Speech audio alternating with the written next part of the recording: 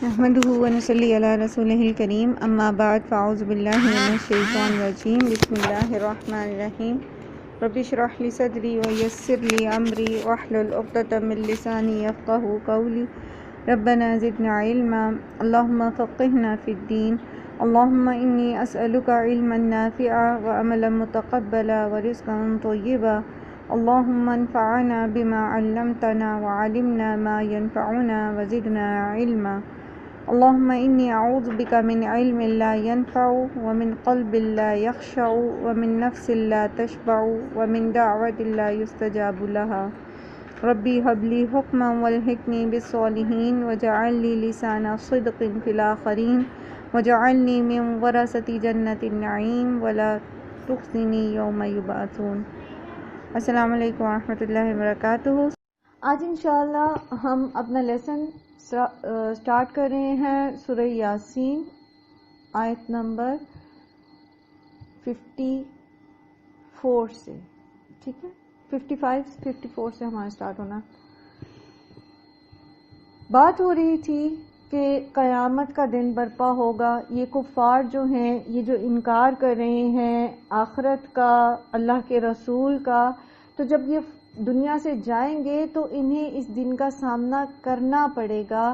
ایک چنگھاڑ ہوگی، ایک سور جب پھونکا جائے گا پہلا، تو اس وقت سب جو ہیں وہ زمین ایسے تہو بالا ہو جائے گی کہ سب مر جائیں گے۔ پھر اللہ سبحانہ و تعالیٰ کے حکم سے جو نفخہ ثانیہ ہے وہ پھونکا جائے گا، تو سب کے سب جو ہیں وہ قبروں سے نکل کر اللہ کے پاس میدان حشر میں جو ہیں وہ اکٹھا ہو جائیں گے۔ اب اس کے بعد جو ہے ان کا حساب کتاب کیا جائے گا، حشر کے میدان کی کیفیت کیا ہوگی۔ فَالْيَوْمَ لَا تُظْلَمُ نَفْسٌ شَيْئًا وَلَا تُجْزَوْنَ إِلَّا مَا كُنْتُمْ تَعْمَلُونَ۔ اس کے بارے میں ہم نے کل یہ پڑھ لیا تھا کہ ہر شخص کو اس کے کیے کا بدلہ ملے گا۔ نیکی ہے تو کم از کم اس کا اجر جو ہے وہ 10 نیکیاں ہیں، اور گناہ ہے تو پھر اس کا اتنا ہی بدلہ اس کو دیا جائے گا۔ اور کسی پر بھی ظلم نہیں کیا جائے گا، ایسا نہیں ہے کہ کسی کا گناہ کم ہو تو اس کو بڑی سزا دی جائے۔ اللہ سبحانہ و تعالی نے اپنی رحمت کے 99 حصے آخرت کے لیے رکھ چھوڑے ہیں، جس سے وہ لوگوں کی بخشش کرے گا، جس سے لوگوں کو جو ہے وہ عذاب سے نجات دے گا۔ لیکن اس کے باوجود ہم یہ پڑھ کے آئے روایت میں کہ ابن آدم میں سے 1000 میں سے 999 جہنم میں جائیں گے۔ اس کی وجہ کیا ہے انشاءاللہ آج کے لیسن میں آئے گی، لیکن تھوڑا سا ابتدائیہ جو ہے اس میں عرض کروں کہ ہوتا یہ ہے کہ اتنا واضح اور اتنا کھلا پیغام آ جانے کے باوجود ہم عمل کی کوشش نہیں کرتے۔ وجوہات کیا ہیں؟ پیچھے کل ہم پڑھ کے آئے کہ سب سے بڑی وجہ خواہش نفس کا اتباع ہوتا ہے، اور خواہش نفس جو ہمارا نفس چاہتا ہے اس کو پھر آگے جب آپ اس کو لیبوریٹ کرتے ہیں، اس کو بتاتے ہیں، تو پھر اس میں پھر روایات کی پاسداری، آباء و اجداد کے طریقے کے پیچھے چلنا، اور اسی طرح جو ہے وہ دیگر جو اقسام کے شرک اور برائیاں ہیں وہ ساری آ جاتی ہیں، چاہے ہم اس میں یہ کہیں کہ لوگ کیا کہیں گے، یا پھر یہ سب سوچیں کہ یہ تو میری مطلب ایک پیئر پریشر ہے مجھ پہ، مجھے کرنا ہی پڑ رہا ہے۔ بہرحال ان سب کے پیچھے انسان کی اپنی خواہش نفس ہوتی ہے، کیونکہ وہ خود اپنے کمفرٹ زون میں رہنا چاہتا ہے۔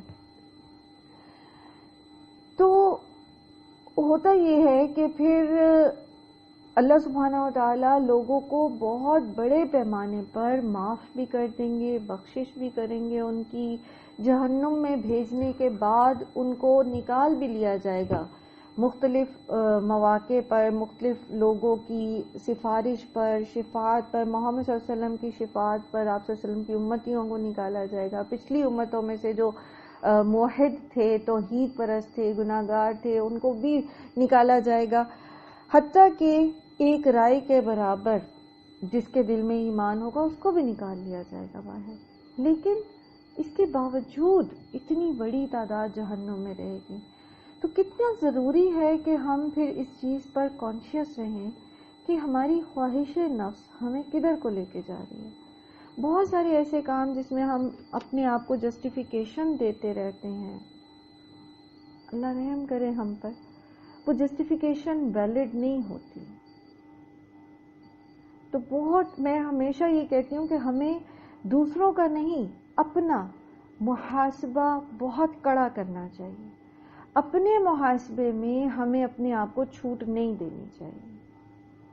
اپنے لیے جسٹیفیکیشنز نہیں تراشنی چاہیے، کیونکہ سب سے زیادہ بڑا حق تو ہم پر ہمارے اپنی جان کا ہے نا، اپنے جسم کا ہے کہ ہم اسے جہنم کی آگ سے بچائیں، اس کے بعد پھر ہماری اولاد اور دیگر لوگوں کا.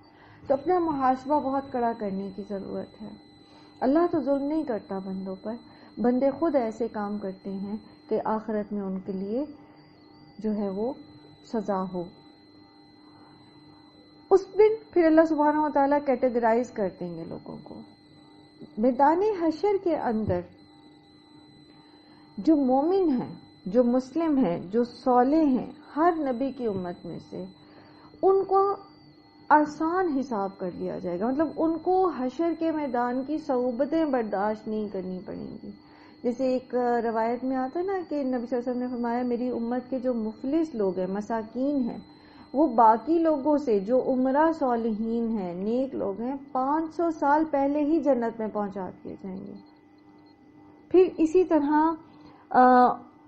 بالکل ابتدا میں سب سے پہلے امت مسلمہ کا حساب کتاب کیا جائے گا. پتہ ہے حشر کے میدان کی طوالت کتنی ہے؟ 50,000 سال. ٹھیک ہے، اور یہ 50,000 سال پتہ نہیں ہماری گنتی کے 50,000 سال ہیں یا اللہ کی گنتی کے 50,000 سال ہیں. کیونکہ اللہ تعالیٰ کی گنتی میں تو پھر ہم نے سورہ معارج میں بھی پڑھا اور ایک اور جگہ بھی ہم نے پڑھا کہ تمہاری گنتی میں تو اللہ کے نزدیک جو ایک دن ہے وہ ایک جگہ 1,000 اور ایک جگہ 50,000 جتنی اس کی طوالت آتی ہے. تو اللہ تعالیٰ ہم سب پر رحم کرے اور اپنی پناہ میں رکھے. پھر یہی حشر کا میدان ہے جس میں کچھ لوگ جو ہیں وہ اللہ کے عرش کے سائے تلے ہوں گے. ہم یہ اپنے اندر یہ 7 قسم کی خوبیاں پیدا کرنے کی کوشش کر سکتے ہیں نا، ان میں سے کوئی ایک بھی جو حشر کے میدان میں اللہ کے عرش کے سائے تلے ہوں گے جس دن اور کوئی سایہ نہیں ہوگا. کون سے لوگ ہیں یہ 7 طرح کے لوگ؟ بہت دفعہ یہ حدیث آپ کے ساتھ شیئر کی ہے میں نے. کوئی بتائے گا کون سے 7 لوگ ہیں؟ کون سے 7 قسم کے لوگ ہیں؟ جی ایران. ایک تو وہ ہے نا جو اللہ کی خاطر ایک دوسرے سے محبت کرنے والے ہوتے ہیں. جی، اللہ کی خاطر ایک دوسرے سے محبت کرنے والے، اور صدقات دینے والے. صدقہ ایسا پوشیدہ صدقہ کرنے والے کہ دایاں ہاتھ دے اور بائیں کو پتہ نہ چلے. اور جوانی کی عبادت وہ نوجوان جس کی جوانی عبادت میں گزری ہو. اور رشتوں کو جوڑنے والا. نہیں، اس میں صلہ رحمی والا نہیں ہے، حدیث میں صلہ رحمی والا نہیں ہے. اور بتائیے جی، اور بتائیے.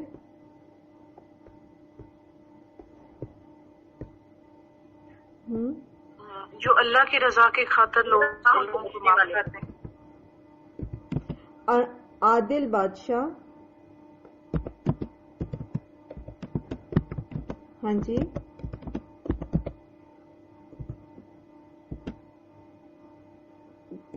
ایسا بادشاہ جو انصاف کرنے والا ہوگا، عادل. پھر وہ نوجوان جس سے کسی خوبصورت نوجوان امیر عورت نے بدکاری کی دعوت دی ہوگی، لیکن وہ اس سے صرف اس وجہ سے جو ہے وہ رک جائے گا کہ وہ کہے گا کہ میں اللہ سے ڈرتا ہوں. پھر وہ نوجوان یا وہ شخص جس کا دل مسجد میں لگا رہتا ہے. ٹھیک ہے، یعنی ایک نماز پڑھتا ہے، پھر وہ دنیا کے باقی کام کر رہا ہے، کاروبار کر رہا ہے، جاب کر رہا ہے، لیکن اس کا دل مسجد میں نماز کی طرف دھیان لگا ہوا ہے. اور پھر وہ شخص جس نے تنہائی میں اللہ کو یاد کیا اور اس کی آنکھوں سے آنسو جاری ہو گئے. عام طور پر جب ہم مل جل کے بیٹھے ہوتے ہیں اور اللہ کا ذکر کر رہے ہوتے ہیں یا ایک کمبائن اس میں ہوتے ہیں تو بات کرتے ہیں تو آنسو آ جاتے ہیں، لیکن تنہائی میں، بالکل تنہائی میں جب انسان بیٹھا ہوتا ہے تو وہ سب سے سچا ہوتا ہے اپنے لیے. کیونکہ وہ کوئی لوگوں کے اس سے ڈر سے یا کسی اور وجہ سے کوئی عمل نہیں کر رہا ہوتا. تو اس وقت اگر اللہ کے خوف سے اس کی آنکھوں میں آنسو آ جاتے ہیں تو اس کا مطلب کیا ہوگا کہ اس کا دل اللہ کی خشیت سے بھر جاتا ہے. ٹھیک ہے. تو یہ 7 طرح کے لوگ بنتے ہیں. کون کون؟ انصاف کرنے والا بادشاہ، وہ نوجوان جو اپنے رب کی عبادت میں جوانی میں بھی مصروف رہے، وہ شخص جس نے تنہائی میں اللہ کو یاد کیا اور اس کی آنکھوں سے آنسو جاری ہو گئے، وہ شخص جس کا دل ہمیشہ مسجد میں لگا رہتا ہے. 2 ایسے لوگ جو آپس میں اللہ کی خاطر محبت کرتے ہیں، وہ شخص جسے کسی بلند مرتبہ عورت اور خوبصورت عورت نے برائی کی طرف دعوت دی اور اس نے اللہ کے ڈر سے یا اس کا جو ہے انکار کیا، یا پھر اس نے یہ کہا کہ میں اللہ سے ڈرتا ہوں.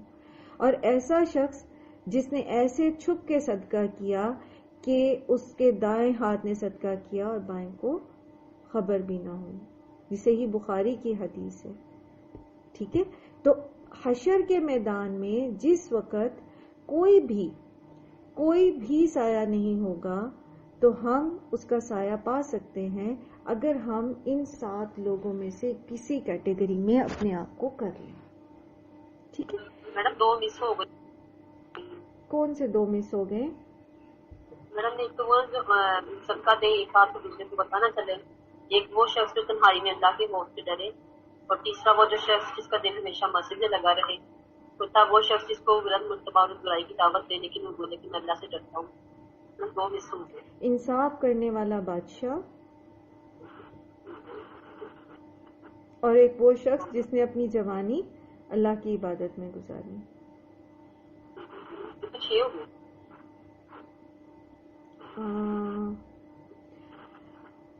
یہ لکھ لیا آپ نے 2 ایسے لوگ جو اللہ کی خاطر محبت کرتے ہیں.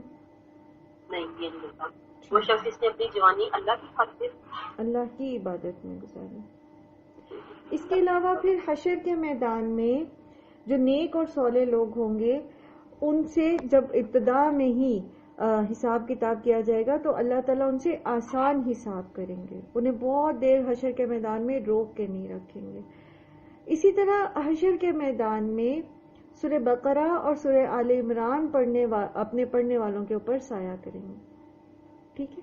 تو حشر کے میدان میں سب لوگ اکٹھے ہوں گے، اس کے بعد ان کو کیٹیگرائز کر دیا جائے گا. کیٹیگرائز کیسے کیا جائے گا کہ جنتی، یہ جیسے ابھی میں نے ذکر کیا، پہلے ان کا حساب کتاب ہو جائے گا، ان کو الگ کر دیا جائے گا. کہاں ہوں گے یہ؟ ان اصحاب الجنت اليوم فی شغل فاکہون. یہ اس پہ سے گزر جائیں گے پل صراط کے اوپر سے پہلے اور کامیابی سے اس پہ سے گزر کے جنت میں چلے جائیں گے. بے شک جنت والے آج کے دن اپنے مشغلوں میں خوش ہو رہے ہوں گے. دنیا میں ایسا ہوتا ہے نا، بہت کچھ آپ کرنا چاہتے ہیں لیکن کر نہیں پاتے. حلال ہے، جائز ہے، لیکن آپ وہ کام کر نہیں پاتے. تو غم زدہ نہ ہو، کوئی ایسا کام کریں جو جنت میں لے جانے والا ہو.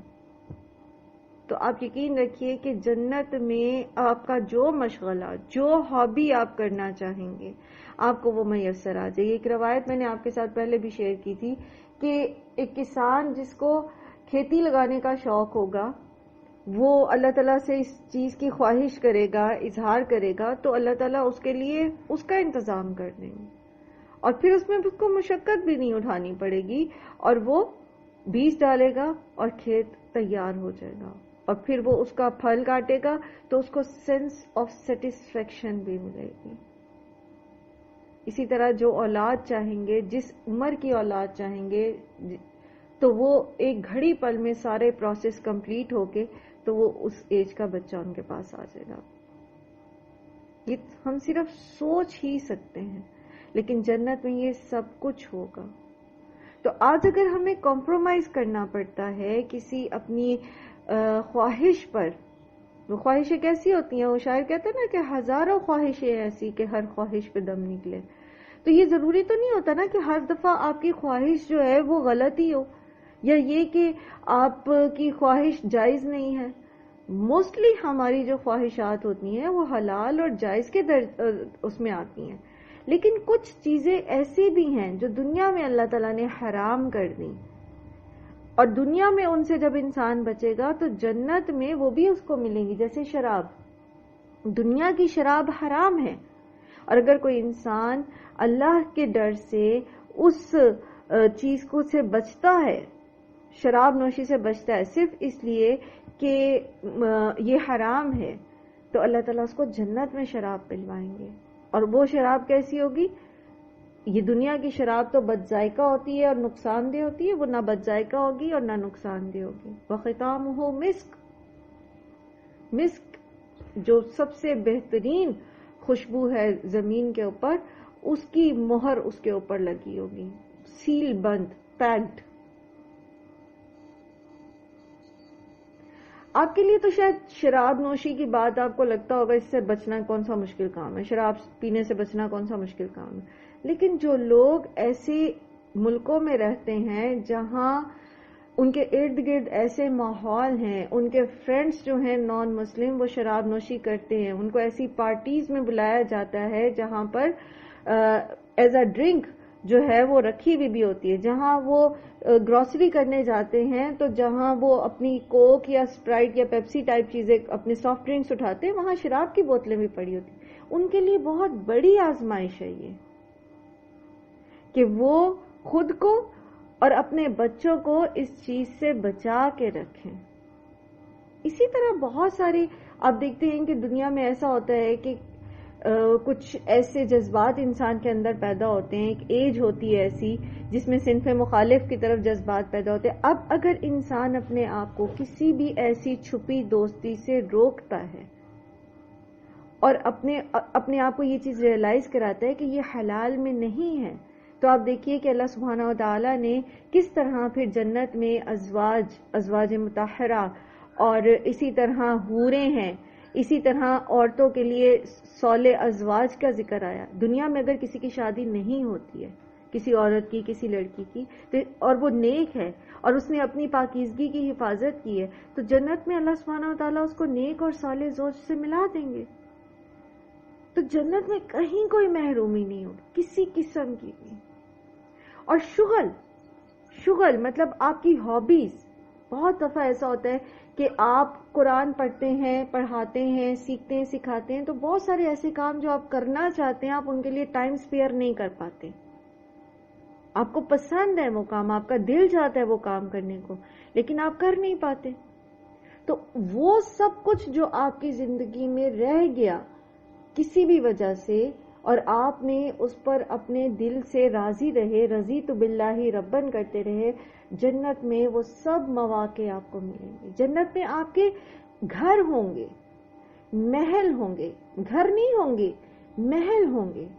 اور اسی طرح آپ اپنی فیملی لائف گزاریں گے، والدین ہوں گے. جنت کا جو نقشہ اللہ تعالیٰ قرآن کریم میں کھینچتے ہیں تو اس میں کیا ہے کہ جنتی آپس میں، جیسے ابھی آگے آ رہا ہے، ہم وازواجہم فی ظلال علی الارائک متکئون، گھنے سایوں میں، اپنے لان میں یا کسی کمبائن گیدرنگ میں، لاؤنج میں، خوبصورت مسندوں کے اوپر بیٹھے ہوں گے، گپ شپ بھی کریں گے، دنیاوی زندگی کو یاد بھی کریں گے. تو وہ زندگی جو ہمیشہ رہنی ہے اس کو خوبصورت بنانے کے لیے اگر ہمیں اس دنیا میں کہیں کمپرومائزز کرنے پڑ جاتے ہیں، چھوڑنے پڑ جاتے ہیں، اپنے نفس کو مارنا پڑ جاتا ہے، تو یہ گھاٹے کا سودا نہیں ہے. اس میں آپ دیکھیے ہر بات آ جاتی ہے.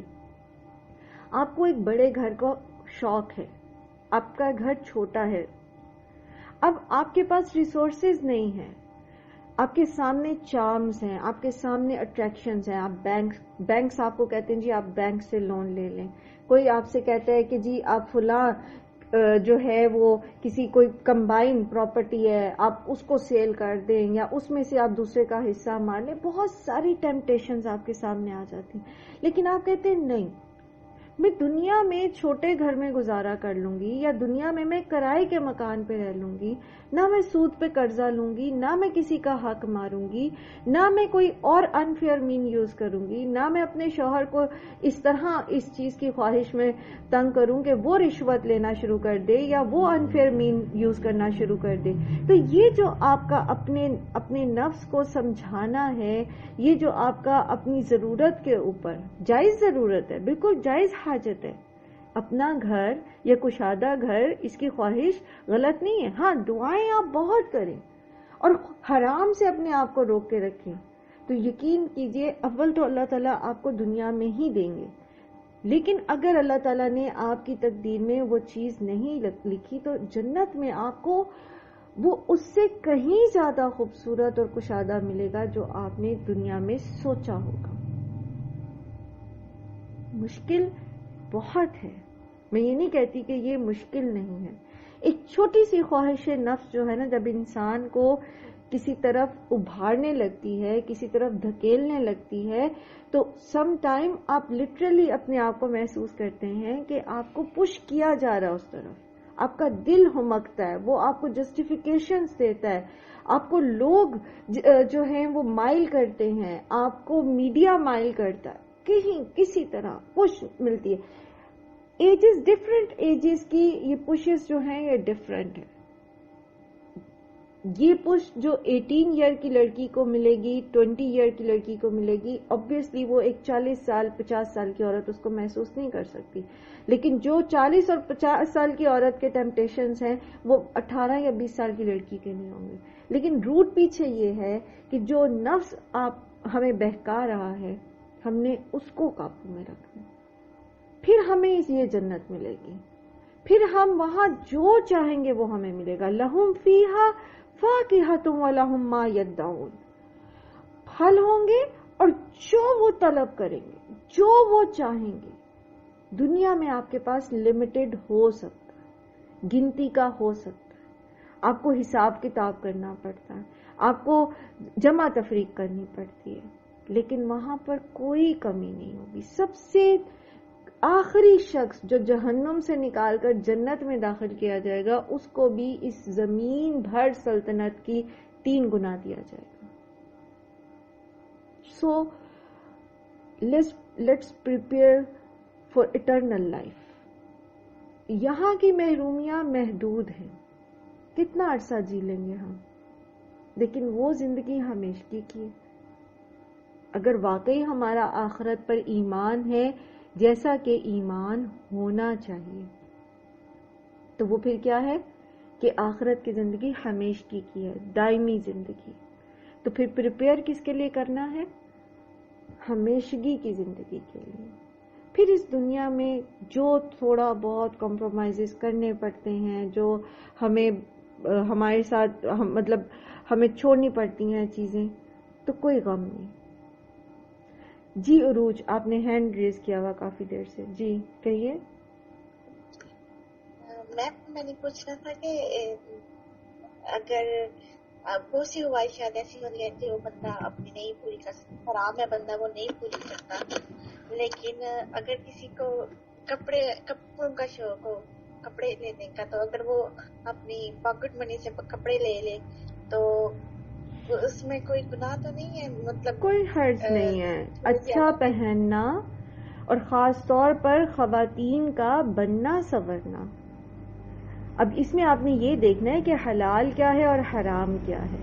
اگر آپ کپڑے پہنتی ہیں اور آپ کو کپڑے اچھے لگتے ہیں باریک، لیکن آپ کو یہ پتا ہے کہ وہ کپڑا جو ستر پوشی نہیں کرتا وہ حرام ہے، ٹھیک ہے، تو پھر آپ نہیں خریدیں گی. ٹھیک ہے، تو حرام حلال میں فرق کرنا ہے آپ نے. پھر اس کے بعد کس کے سامنے آپ سج سور کے جائیں گے اور کس کے سامنے آپ سج سور کے نہیں جا سکتے، یہ بھی لمٹس ہیں، اس کو بھی آپ دیکھیں گے. ٹھیک ہے. اس کے بعد ڈریس کی جو سلائی ہے، جو سٹائل ہے، وہ کیسا ہونا چاہیے. ایسا نہ ہو کہ آپ نامحرم کے سامنے جائیں اور ایسا فٹنگ والا لباس آپ کو پسند ہے. بات پسند کی ہو رہی ہے نا، تو ایسا لباس آپ کو پسند ہے جس میں جو ہے وہ باڈی کی شیپ ساری واضح ہو رہی ہے اور آپ مارکیٹ جا رہے ہیں، تو وہ پھر حرام ہو جائے گا، وہ غلط بات ہو جائے گی. پھر یہ کہ آپ تھوڑا سا جب ہم آخرت کی تیاری کی بات کرتے ہیں نا، تو پھر ہم یہ بھی دیکھتے ہیں کہ کہیں پر ہم اپنی چاہت ہوتی ہے، ضرورت نہیں، چاہت ہے، میری ڈیزائر ہے، میری خواہش ہے. تو پھر ہم دیکھتے ہیں کہ میری تو خواہش ہے، لیکن یہ جو دوسرا بندہ میرے سامنے اس وقت ہے اس کی ضرورت ہے. تو پھر جنت پانے کے لیے اور جنت میں بڑے درجات حاصل کرنے کے لیے ہم اپنی چاہت کو دوسرے کی ضرورت کے لیے اگر قربان کر دیں گے تو پھر اس کا بہت بڑا اجر ہے. آپ کو گناہ نہیں ہے، آپ بے شک 10 سوٹ خریدیں، بے شک 40 خریدیں، آپ کو اللہ تعالیٰ نے دیا ہے، آپ کر سکتے ہیں. لیکن اگر آپ یہ دیکھتے ہیں کہ آپ کے ارد گرد مفلسی ہے، لوگوں کے پاس ایک جوڑا پہننے کے کپڑے پیسے نہیں ہیں اور آپ 40 پہن رہے ہیں، تو پھر آپ کے جنت میں جو درجات ہیں وہ پھر اتنے اچھے والے اعلیٰ والے نہیں ہوں گے. 100 درجے ہیں جنت میں. ٹھیک ہے. سلام قولا من رب الرحیم، ان کے رب کی طرف سے ان کو سلام کہا جائے گا. اور بھی جگہ آتا ہے جیسے تحیتہم یوم یلقونہ سلام، اس دن ان کا تحفہ جس روز وہ اپنے رب سے ملیں گے ان کو سلام کہا جائے گا. پھر اسی طرح جو ہے وہ اللہ سبحانہ و تعالیٰ کی طرف سے ان کو سلام کہا جائے گا، جیسے یہاں پر کہا جا رہا ہے. ٹھیک ہے. آپس میں ان کی بات چیت جو ہوگی وہ سلام والی ہوگی. تو سلام جو ہے بیسیکلی ایسا تو نہیں ہے کہ وہ بس جنت میں صرف السلام علیکم کی آوازیں گونجتی رہیں گی. بات دراصل یہ ہے کہ جنت میں ایک تو یہ کہ کہا بھی جائے گا، آپس میں ایک دوسرے کو سلام کہا جائے گا. دنیا میں تو ہم کیا کرتے ہیں، کبھی سلام کہہ دیا، السلام علیکم کہہ دیا، کبھی ہائی کہہ دیا، کبھی ہیلو کہہ دیا، کبھی اور چیزیں، جس مطلب آپ معاشرے میں جس محفل میں بیٹھے وہی سٹائل چل رہا ہوتا ہے. لیکن وہاں پر صرف سلام ہوگا. گریٹنگ کیا ہوگی؟ السلام علیکم ورحمۃ اللہ وبرکاتہ. سیکنڈلی یہ کہ سلامتی ہوگی اللہ کی طرف سے بھی جنتیوں کے لیے سلامتی.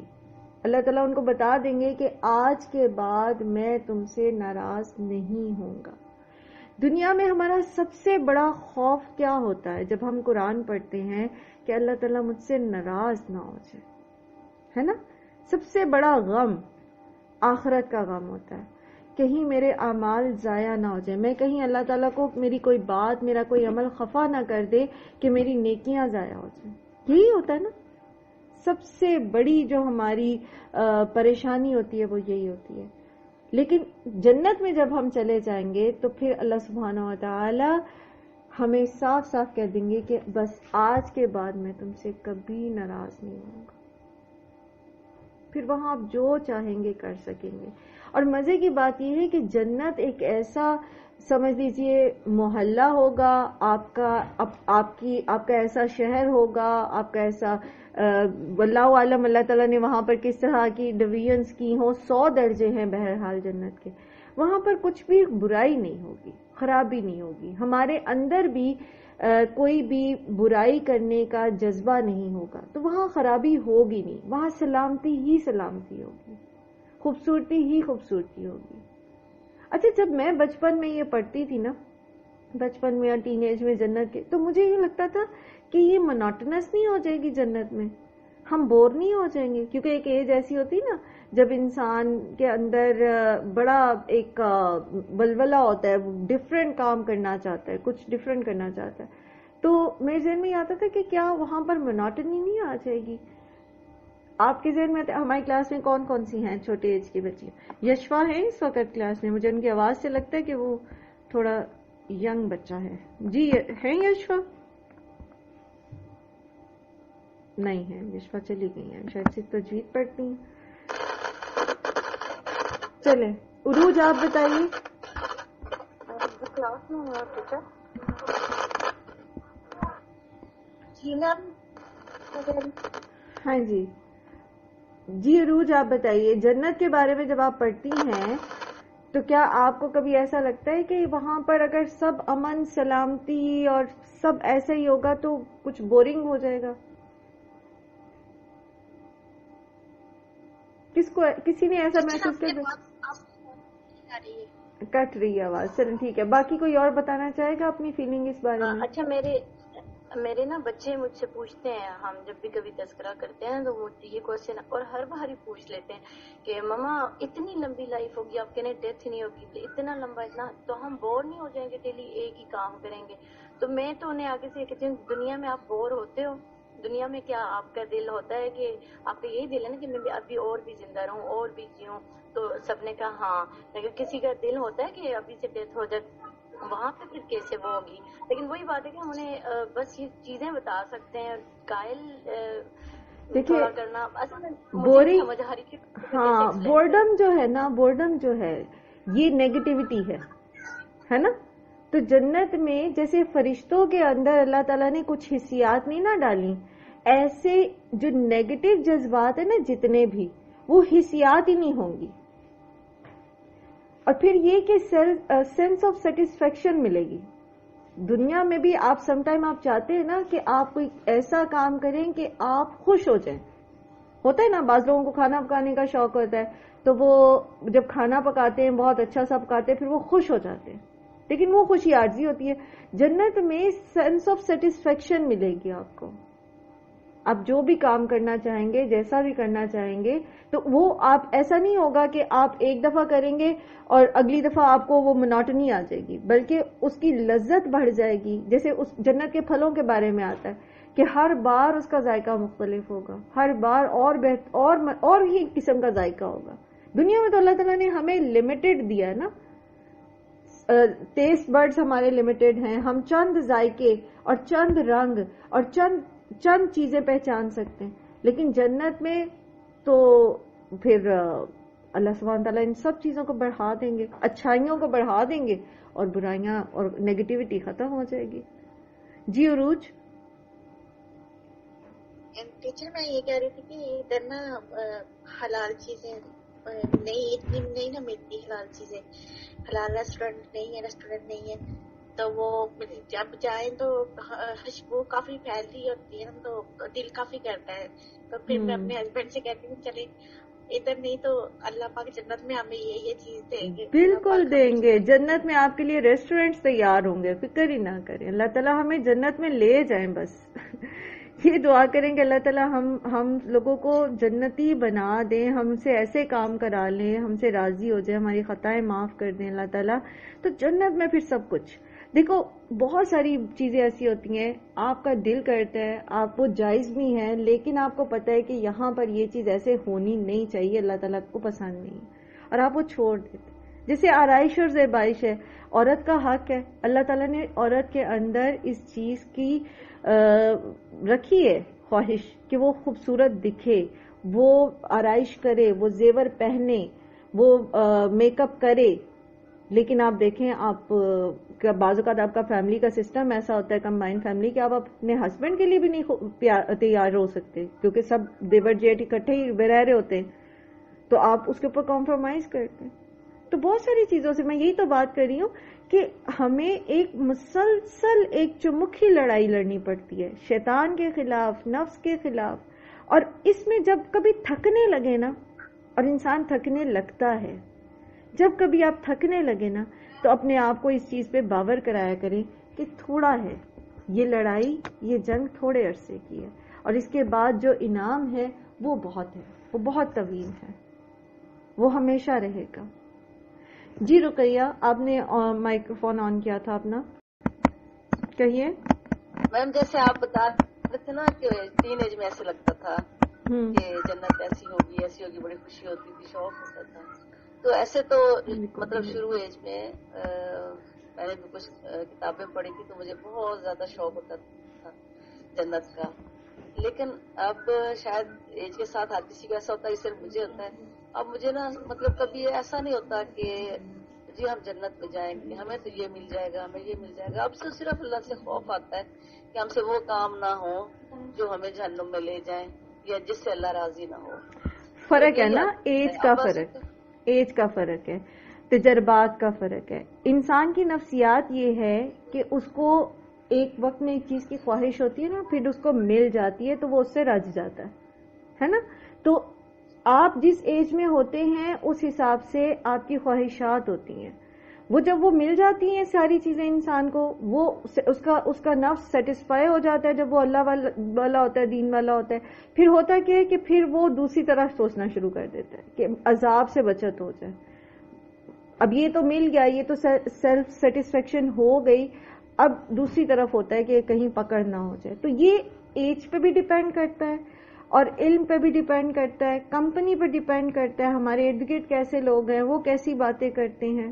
ٹھیک ہے، تو یہ ساری چیز یہ انسان کی نفسیات ہے. اسی لیے اللہ سبحانہ و تعالیٰ نے قرآن کریم میں دونوں طرح سے سمجھایا، جنت کی بشارتیں دے کر بھی، جنت کی ڈسکرپشن دے کے بھی، اور جہنم کے ڈراوے سے بھی سمجھایا. کیونکہ یہ انسان کی نفسیات ہے نا، کسی ٹائم پر اسے کسی طرح کی نصیحت کی ضرورت ہوتی ہے اور کسی ٹائم پر اسے کسی طرح کی نصیحت کی ضرورت ہوتی ہے. کبھی وہ شوق میں، جنت کے شوق میں کام کرتا ہے، اور کبھی وہ جہنم کے خوف سے کسی کام سے رک جاتا ہے، یہ کام کرتا ہے. چلیں جی آگے چلتے ہیں. وَامْتَازُوا الْيَوْمَ أَيُّهَا الْمُجْرِمُونَ، اور الگ ہو جو آج کے دن اے مجرموں. جنتیوں کا فیصلہ ہو گیا، ان کو حشر کی صحبتوں سے اللہ سبحانہ تعالیٰ نے نجات دے دی، وہ اپنے ٹھکانے پہنچ گئے. اب باری آئی ہے ان کی جن کا کڑا حساب کتاب ہونا ہے، اور وہ مجرم ہیں، کفار، منافقین، اعتقادی منافق جو ہوتے ہیں، مشرک جنہوں نے اللہ کے ساتھ شرک کیا. تو قیامت کے دن ایسے لوگوں سے جو ہے ان کی جو ہے وہ ایک روایت ہے کہ قیامت کے دن ایک آواز لگانے والا کہے گا کہ ہر قوم اپنے معبود کے ساتھ الگ ہو جائے. تو جو سلیب کے پجاری ہوں گے وہ اس کے ساتھ الگ ہو جائیں گے، جو جس بت کی پوجا کرتے ہوں گے وہ الگ ہو جائیں گے. ٹھیک ہے، اسی طرح قرآن کریم میں اور بھی جگہ آتا ہے نا، وَيَوْمَ تَقُومُ السَّاعَةُ يَوْمَئِذٍ يَتَفَرَّقُونَ، کہ جس دن قیامت قائم ہوگی تو وہ گروہ ہو جائیں گے، جدا جدا ہو جائیں گے. اسی طرح سورہ صافات میں آتا ہے احشروا الذین ظلموا وازواجہم، ان ظالموں اور ان کے جیسوں کو اور ان کے جھوٹے معبودوں کو جنہیں وہ اللہ کو چھوڑ کر پوچھتے تھے جمع کرو اور انہیں جہنم کا راستہ دکھاؤ. تو قیامت کے دن جب اللہ تعالیٰ اپنے پیارے بندوں کو، اپنے نیک بندوں کو الگ کر لے گا، تو پھر پیچھے یہ جو لوگ بچیں گے یہ اپنے گناہوں، اپنے شرک اور اپنے کفر کے ساتھ ان کے الگ الگ جو ہیں وہ ان کے گروہ ہو جائیں گے. ٹھیک ہے، ان میں شاید وہ لوگ بھی ہوں گے جو ہوں گے تو مسلمان، لیکن وہ ان کی پیروی کرتے رہے ہوں گے. جیسے اللہ کے رسول صلی اللہ علیہ وسلم نے فرمایا کہ قیامت کے دن بے نمازی جو ہے، جو جان بوجھ کے نماز کو ترک کر دیتا ہے، اس کا حشر فرعون، حامان اور قارون کے ساتھ کیا جائے گا. ٹھیک ہے، تو ایسے لوگ جو کبائر میں مبتلا تھے، ایسے لوگ جن سے اللہ سبحانہ تعالیٰ سخت حساب لینا چاہیں گے، کچھ ایسے بھی ہوں گے نا جنہیں اللہ سبحانہ تعالیٰ معاف کر دیں گے، تو ان کا تو حساب یسیرہ میں آ جائے گا. لیکن کچھ ایسے ہوں گے کہ جن کا حساب جو ہے وہ اللہ تعالیٰ لیں گے. ٹھیک ہے، تو جس سے اللہ نے پوچھ لیا کہ تم نے یہ کیوں کیا، تو وہ یہاں پر وہ لوگ ایسی کیٹیگریز کے ساتھ ہوں گے جو ظالم ہوں گے، قاتل ہوں گے، جنہوں نے لوگوں پر ظلم کیے ہوں گے، حق مارے ہوں گے، لیکن لا الہ الا اللہ کہنے والے ہوں گے. تو وہ ایسے ہی لوگوں کے ساتھ ہوں گے جن کے پیچھے، جن لیڈرز کے ساتھ کے کہنے پر انہوں نے یہ سارا کچھ کیا ہوگا. الم اعہد الیکم یا بنی آدم اللہ تعبدوا الشیطان، ان سے کہا جائے گا اس وقت کہ کیا میں نے تمہیں یہ تاکید نہیں کی تھی کہ شیطان کی عبادت نہ کرنا. شیطان کی عبادت کے دو معنی ہیں. ایک تو یہ کہ لٹرلی شیطان کی عبادت بھی کی جاتی ہے، وہ تو سب کو سمجھ آتی ہے. جو سٹینک چرچز ہوتے ہیں یا جس میں باقاعدہ لوگ شیطان کی پوجا کرتے ہیں، یا جیسے جو لوگ جادو سیکھتے ہیں، آپ کو پتہ ہے جو لوگ جادو سیکھتے ہیں تو وہ سب سے پہلے کیا کرتے ہیں؟ شیطان کو سجدہ کرتے ہیں. سب سے پہلا کام ان کا یہ ہوتا ہے کہ وہ اللہ کو چھوڑ کر، یا جس بھی دین میں وہ ہوتے ہیں، تو وہ اپنے معبود کو چھوڑ کر شیطان کو باقاعدہ سجدہ کرتے ہیں. تو یہ تو ہے لٹرلی اس کی عبادت کرنا. لیکن عام جو اس کا معنی ہے یہاں عبادت بمانی اطاعت ہے. ٹھیک ہے، اگر کوئی شخص اللہ کو چھوڑ کر بتوں کی پوجا کرتا ہے، شیطان کی نہیں کرتا، اللہ کو چھوڑ کر فرشتوں کی عبادت کرتا ہے، اللہ کو چھوڑ کر حضرت عیسیٰ کی عبادت کرتا ہے، اللہ کو چھوڑ کر کسی اور کی عبادت کرتا ہے، تو وہ دراصل حضرت عیسیٰ کی یا بتوں کی یا کسی اور کی عبادت نہیں کر رہا ہوتا، وہ شیطان کی اطاعت بھی کر رہا ہوتا ہے. تو وہ شیطان کی اطاعت میں اصل میں کیا کر رہا ہوتا ہے؟ شیطان کی عبادت. عبادت کا مطلب ہم نے شروع میں جب آپ نے سورہ فاتحہ پڑھی تھی تو نعبدو کی جب ہم نے ڈسکرپشن پڑھی تھی تو اس میں ہم نے عبادت کو جو ہے وہ ڈیفائن کیا تھا. تو اس میں ایک پوائنٹ کیا تھا؟ اطاعت، فرما برداری. تو شیطان کی اطاعت. اب شیطان کی پیروی جو ہے، اس کی جو اطاعت ہے، یہ مختلف درجوں پر ہوتی ہے اور اسی حساب سے پھر بندے کا انجام ہوگا. مختلف درجوں میں کیسے ہوتی ہے کہ بعض اوقات انسان لا علمی میں شیطان کے وسوسے میں آ کے کام کر لیتا ہے، پھر اس کے بعد اس کو احساس ہوتا ہے تو وہ استغفار کر لیتا ہے. مانی تو ہے اس نے شیطان کی بات، لیکن یہ کہ اس کو پتہ چل گیا، اس نے استغفار کر لیا.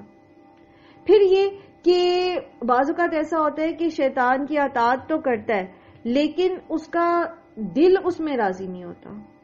کوئی ایسی مجبوری ہے جس کی وجہ سے اس کو یہ کرنا پڑ گیا. تو ایسے میں بھی پھر کیا کرے گا؟ وہ جلد از جلد اس مصیبت سے نکلنا چاہے گا اور استغفار کر لے گا. اس کی کوئی مثال؟ جب انسان کسی ایسے معاملے میں پھنس جاتا ہے جس میں اس کا دل راضی نہیں ہوتا لیکن ہوتا وہ کام غلط ہے. جیسے حضرت عمار جو تھے، حضرت عمار بن یاسر، تو ان پر جب تشدد کیا اہل مکہ نے تو وہ کفریہ کلمات ان کے منہ سے نکل گئے. اب وہ کیا تھا؟ وہ جیسے ہی انہیں احساس ہوا کہ تو میں نے گڑبڑ کر دی. اب وہ تھی تو شیطان کی اطاعت لیکن دل راضی نہیں تھا اس میں، تو پھر وہ استغفار کی انہوں نے. تو سم ٹائم ایسا ہو جاتا ہے کہ کسی وجہ سے، کسی مصیبت کی وجہ سے، کہیں کسی مسئلے کی وجہ سے ہم کچھ غلط کر بیٹھتے ہیں لیکن ہمارا دل راضی نہیں ہوتا، دل بے چین ہوتا ہے اور ہم استغفار کر لیتے ہیں. اطاعت تو ہے شیطان کی لیکن اس پر پکڑ نہیں، کیونکہ انسان پھر کیا کرتا ہے؟ استغفار کر لیتا ہے. لیکن جو لوگ دھڑلے سے گناہ کرتے ہیں، شیطان کی بات مانتے ہیں اور پھر اس کا اظہار بھی کرتے اور اس کو آگے بھی پھیلاتے اور اس کو معروف سمجھتے ہیں، تو ان کا ذکر ہے یہاں پر کہ کیا میں نے تمہیں نہیں کہا تھا کہ تم شیطان کی عبادت نہ کرنا؟ انہ لکم عدو مبین، بے شک وہ تمہارا کھلا دشمن ہے. کب کہا تھا اللہ تعالیٰ نے؟ جی بتائیے. حضرت آدم. جی حضرت آدم کو ہی بتا دیا تھا کہ شیطان کی پیروی نہ کرنا، یہ تمہارا کھلا دشمن ہے. اس کے بعد ہم تو اس وقت نہیں تھے نا جب آدم علیہ السلام کو اللہ تعالیٰ نے بنایا تھا، ہم تو اس وقت نہیں تھے. تو پھر اس کے بعد اللہ تعالیٰ نے ہر دور میں انبیاء بھیجے، کتابیں بھیجی، اور اس میں بنیادی تعلیم کیا تھی کہ ایک اللہ کی عبادت کرو، آخرت کے دن پر ایمان رکھو اور نبی کی اطاعت کرو. ٹھیک ہے؟ تو نبی کی اطاعت میں کیا ہوتا ہے پھر کہ شیطان کے پیچھے نہیں چلنا، اس کی اطاعت کے پیچھے نہیں چلنا، بلکہ نبی کے پیچھے چلنا ہے. کیوں نہیں شیطان کے پیچھے چلنا؟ کیونکہ وہ تمہارا کھلا دشمن ہے. خود قرآن کریم میں اللہ سبحانہ وتعالیٰ نے کتنی دفعہ اس چیز کا ذکر کیا کہ شیطان تمہارا کھلا دشمن ہے. تو اللہ تعالیٰ نے تو ہمیں بتا دیا. اب ہم کیا کرتے ہیں؟ ہم شیطان سے بچنے کی کوشش کرتے ہیں یا نہیں کرتے؟ ٹھیک ہے، یہ اب ہم پر ہے کہ ہم کیسے جو ہے وہ شیطان جو ہے وہ ہمیں بہکاتا کیسے ہے، اور یہ کہ شیطان جو ہے ہم اس سے کیسے کیسے بچ سکتے ہیں، اور اگر کبھی ہم سے غلطی ہو بھی جاتی ہے تو پھر ہمیں کیسے اس غلطی کا کفارہ دینا ہے. وَلَقَدْ أَضَلَّ مِنْكُمْ جِبِلًّا كَثِيرًا، اور البتہ تحقیق اس نے گمراہ کر دیا تم میں سے مخلوق کو بہت سی. کتنی؟ 1000 میں سے 999 کو. افلم تکونوا تعقلون، کیا پھر تم عقل سے کام نہیں لیتے؟ تمہیں صاف صاف بتا دیا گیا تھا کہ دیکھو یہ شیطان ہے، یہ تمہارا دشمن ہے، اس کے یہ حربے ہیں، یہ ایسے ایسے وسوسے ڈالے گا، یہ تمہارے دائیں سے بھی آئے گا، بائیں سے بھی آئے گا، یہ تمہاری اولاد میں حصہ ڈالنے کی کوشش کرے گا، تمہارے مال میں حصہ ڈالنے کی کوشش کرے گا، تمہارے لیے اللہ کے سیدھے راستے میں بیٹھ جائے گا۔ ایک سیدھا راستہ ہے جو اللہ کی طرف جاتا ہے، باقی سارے شیطان کے راستے ہیں۔ اللہ تعالیٰ نے تو ہر اس کی چال تمہیں بتا دی تھی، اس نے خود بتایا کہ میں زیادہ لوگوں کو ناشکری میں مبتلا کروں گا۔ پھر اللہ تعالیٰ نے یہ بھی بتا دیا کہ دیکھو اس کے راستے پہ نہ چلنا، وَنِعْبُدُونِ هَذَا صِرَاطٌ مُسْتَقِيمٌ، سیدھے میرے سیدھے راستے پر چلنا، اس کی میری ہی عبادت کرنا، یہ سیدھا راستہ ہے۔ تو ساری چیزیں تو اللہ تعالیٰ نے سامنے رکھ دی۔ افلم تکونوا تعقلون، پھر بھی تم عقل سے کام نہیں لیتے۔ اللہ نے بتا دیا کہ سودی کاروبار، سود کے معاملات تمہارے لیے نقصان دہ ہیں، پھر بھی تم سود کھاتے ہو شیطان کے کہنے پہ۔ اللہ تعالیٰ نے بتا دیا کہ بے حیائی غلط ہے، پھر بھی بے حیائی کے کاموں میں مبتلا ہو۔ اللہ تعالیٰ نے بتا دیا ناشکری جہنم میں لے جانے والی ہے، پھر بھی ناشکریاں کرتے ہو۔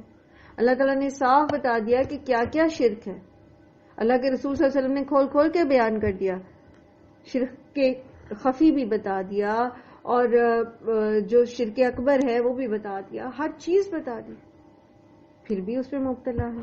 افلم تکونوا تعقلون، عقل بھی دی اللہ تعالیٰ نے، سوچنے سمجھنے کی صلاحیت بھی دی، صحیح غلط کی پہچان بھی دی۔ جب نہیں کیا عمل، شیطان کے پیچھے لگے رہے، اپنی خواہش نفس کے پیچھے لگے رہے، میرا یہ دل چاہتا ہے، مجھے یہ کرنا ہے، کیوں میں یہ نہ کروں۔ اچھا، آج کل آپ دیکھیں کہ وقت کے ساتھ ساتھ جو تبدیلی آ رہی ہے جنریشنز کے اندر، تو سوالیہ نشان اب زیادہ ہیں، میں یہ کیوں نہ کروں۔ پہلے ہوتا تھا کہ میں یہ کروں یا میں یہ کر لوں، اب جو سوال آتا ہے نیکسٹ جنریشن کے منہ سے، میں یہ کیوں نہ کروں۔ تو کیوں نہ کروں کے جواب اللہ تعالیٰ نے سارے دے دیے، ٹھیک ہے، کہ یہ چیز تمہارے حق میں بہتر ہے اور یہ چیز تمہارے لیے نقصان دہ ہے، پھر بھی تم عقل نہیں رکھتے۔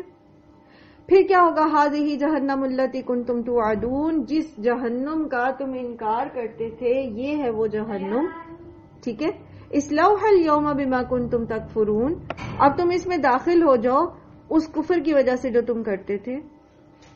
اور یاد رکھیے عملی کفر بھی جہنم میں لے جانے کا باعث بنے گا۔ ایک تو اعتقادی کفر ہے نا، انسان اللہ ہی کا انکار کر دے یا اس کے ساتھ شرک کرے یا اللہ کو چھوڑ کر جو ہے بالکل اللہ کو چھوڑ کے کسی اور ہی کی عبادت شروع کر دے، تو اعتقادی کفر تو لے جائے گا جہنم میں، عملی کفر بھی جہنم میں لے کر جائے گا۔ اور عملی کفر کیا ہے؟ جیسے نبی صلی اللہ علیہ وسلم نے فرمایا کہ من ترک الصلاۃ متعمدا فقد کفر، جس نے جان بوجھ کر نماز کو ترک کر دیا، نماز کو کی ڈیفینیشن ہی بدل دی، اس کو دعا قرار دے دیا، یا یہ کہا کہ نہیں نماز تو فرض ہے ہی نہیں اس طرح سے، یا یہ کہ نماز پڑھی نہیں کبھی اور اس کو امپورٹنس ہی نہیں دی، تو اس نے عملی کفر کیا، کیونکہ اللہ سبحانہ تعالیٰ تو قرآن کریم میں بارہا فرماتے ہیں اقیموا الصلاۃ، نماز قائم کرو، اور اللہ کے رسول نے طریقے بھی بتائے۔ اسی طرح جو بھی کسی بھی ایسے ریچول کا جو فرائض میں سے ہے اس کو بالکل ترک کر دیتا ہے اور اس کو اسلام کا حصہ ہی نہیں سمجھتا اور اس میں جو ہے وہ اپنی منمانیاں کرتا ہے، تو یہ سب عملی کفر ہیں۔ کسی بھی اللہ کے ایسے حکم کا انکار کر دینا یا اس میں اپنی لاجکس تلاش کرنا، تو ایسا بھی ہوگا کہ لوگ عملی کفر کی وجہ سے جہنم میں جائیں گے۔ آپ نے وہ روایت بھی پڑھی ہوگی نا کہ جب جہنم میں سے لوگوں کو نکالا جا رہا ہوگا جنت کے لیے، تو اس میں لوگ سجدے کے نشانوں سے پہچانے جائیں گے جہنم میں سے، کیونکہ آگ جو ہے وہ سجدے کے نشانوں کو نہیں جلائے گی۔ اس سے کیا پتہ چلتا ہے کہ ایسے نمازی جن کو نماز پڑھ پڑھ کے سجدے کے نشان بن گئے ہوں گے، ماتھے پہ محراب، گھٹنوں پر، ٹخنوں پر، جہاں جہاں سجدے کے نشان ہوتے ہیں، نماز کے نشان ہوتے ہیں، تو وہ گٹھے ایسے تو نہیں پڑھتے، وہ کس کے پڑھتے ہیں؟ جو سال ہر سال سے نمازیں پڑھ رہے ہوں. تو ایسے نمازی بھی جہنم میں جائیں گے. کیوں؟ کیونکہ انہوں نے کوئی اور ایسا گناہ کیا ہوا ہوگا. اللہ تعالیٰ ہم سب کو اپنی پناہ میں رکھیں. الیوم نختم علی افواہہم وتکلمنا ایدیہم وتشہد ارجلہم بما کانوا یکسبون. آج ہم ان کے منہوں پر مہر لگا دیں گے، سیل کر دیں گے. کیوں؟ کیونکہ کفار اور مشرکین جو ہے نا، یا منافقین جو ہیں، یہ بحث کریں گے، کرنا چاہیں گے اور انکار ہی کر دیں گے. آپ نے پیچھے پڑھا کہ صاف انکار کر دیں گے. اللہ تعالیٰ ہم نے تو شرک ہی نہیں کیا، ہم تو آپ کو چھوڑ کے کسی اور کے ساتھ کی عبادت ہی نہیں کرتے تھے. وہ ہیبت جہنم کی دیکھ کے کچھ کا کچھ بولنا چاہیں گے. تو جس وقت یہ انکار کریں گے، پھر اللہ تعالیٰ ان کے منہ بند کر دیں گے، اور پھر ان کے ہاتھ اور ان کے پاؤں جو ہیں وہ بتائیں گے کہ یہ کیا کچھ کرتے رہے. پیچھے آپ نے پڑھا کہ جلد بولے گی، انسان کی سکن بولے گی. اور جب انسان اس کو ڈانٹے گا کہ تم بولتی ہو، تم کیوں میرے خلاف گواہی دے رہی ہو، تمہیں تو میں بچا رہا ہوں جہنم سے، تو وہ کہے گی کہ آج اللہ نے مجھے اسی طرح گویائی دی جس طرح اس نے باقی چیزوں کو گویائی دی ہے. تو اللہ تعالیٰ حکم دیں گے کہ یہ بولیں، تو یہ کوئی جو ہمارے جو باڈی پارٹس ہیں وہ بھی اللہ کو انکار تو نہیں کر سکیں گے، یا وہ ہماری طرفداری نہیں کر سکیں گے. تو ہمیں یہ بھی دیکھنا ہے، جیسے کل ہم نے سبق میں پڑھا تھا آثار، پیچھے کیا آثار چھوڑ کے جا رہے ہیں. تو ہم یہ بھی دیکھیں کہ ہم اپنے ہاتھوں، پیروں، آنکھوں، کانوں، منہوں سے کیا کر رہے ہیں. یہ کیا گواہیاں دیں گے ہمارے لیے؟ ہمارے حق میں گواہی دیں گے یا یہ گواہی ہمارے خلاف جائے گی؟ پھر اس کے علاوہ جس جگہ پر آپ جو کام کرتے ہیں، اللہ تعالیٰ اس زمین کو حکم دیں گے اور وہ زمین بھی بول اٹھے گی.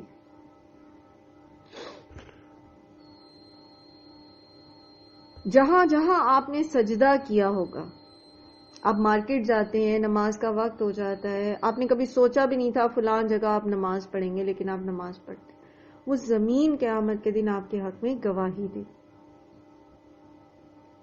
ٹھیک ہے. اسی طرح مؤذن جب اذان دیتا ہے تو اس کی اذان کی آواز جہاں جہاں تک جاتی ہے، تو پتھر، درخت، جانور، انسان، جو کچھ جہاں جہاں وہ آواز کی جو ساؤنڈ ویوز ٹکراتی ہیں، وہ سب قیامت کے دن اس کے حق میں گواہی دیں گی مؤذن کی کہ اللہ تعالیٰ اس نے تیرے لیے لوگوں کو پکارا تھا. پھر اللہ تعالیٰ ہمارے وَلَوْ نَشَاءُ لَطَمَسْنَا عَلَىٰ أَعْيُنِهِمْ فَاسْتَبَقُوا الصِّرَاطَ فَأَنَّىٰ يُبْصِرُونَ. اور اگر ہم چاہیں تو البتہ مٹا دیں ان کی آنکھوں کو، پھر وہ دوڑے راستے کی طرف، تو وہ کیسے دیکھ سکیں گے. اللہ تعالیٰ قیامت کا نقشہ کھینچنے کے بعد منکرین کو، مشرکین کو بتایا جا رہا ہے کہ قیامت تو چلو تمہیں نظر نہیں آتی، کہ تمہارے منہ پہ مہر لگ جائے اور تم بول نہیں پاؤ گے، تمہارے ہاتھ پاؤں مولنا شروع کر دیں گے. یہ دنیا کی زندگی ہے.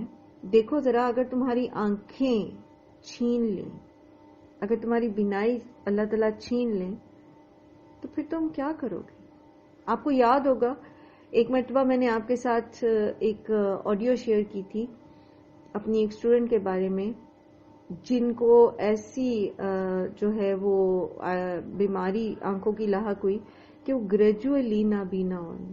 یونیورسٹی تک وہ بالکل ٹھیک تھی، لیکن اب وہ رات میں ان کو بالکل دکھائی نہیں دیتا اور دن میں بھی بہت کم دکھائی دیتا ہے، اور ڈاکٹرز کے مطابق گریجولی جو ہے وہ اب ان کی بینائی ختم ہو رہی ہے. کیا کر سکتے ہیں آپ؟ اب میڈیکل سائنس کہتی ہے کہ ابھی اس کا علاج نہیں ہے، اس بیماری کا. اگر اللہ ہم سے لے جائے جو کچھ اس نے ہمیں دے رکھا، ہم کیا کریں گے؟ کچھ کر سکتے ہیں؟ کتنی ہی ایسی بیماریاں ہیں جو اچانک ہی لاحق ہو جاتی ہیں. ہمیں کتنا اپنے اوپر جو ہے وہ تکبر ہوتا ہے، انسان کو اپنی صلاحیتوں کے اوپر اعتماد ہوتا ہے، یقین ہوتا ہے، پھر کیا ہوتا ہے؟ کوئی ڈیمنشیا لاحق ہو جاتا ہے، میموری لاس ہو جاتا ہے، خدا نہ خواستہ کوئی ایکسیڈنٹ ہو جاتا ہے، کوئی معذوری لاحق ہو جاتی ہے. کچھ کر سکتے ہیں ہم؟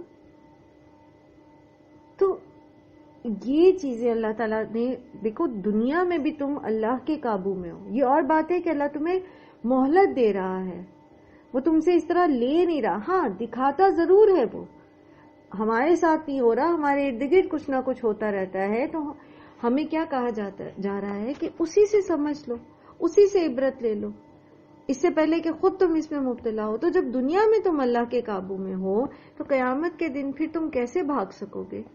تم کیسے اس چیز سے کا انکار کر سکو گے کہ نہیں ہم تو جہنم میں نہیں جانا چاہتے؟ پھر تو ہاتھ پاؤں باندھ کر 70 گز لمبی زنجیر میں لپیٹ کر تو آگ میں پھینک دیے جاؤ گے. وَلَوْ نَشَاءُ لَمَسَخْنَاهُمْ عَلَى مَكَانَتِهِمْ فَمَا اسْتَطَاعُوا مُضِيًّا وَلَا يَرْجِعُونَ. اور اگر ہم چاہیں تو مس کر دیں انہیں ان کی جگہوں پر، تو وہ نہیں استطاعت رکھتے ہوں گے چلنے کی اور نہ ہی وہ پلٹ سکیں گے.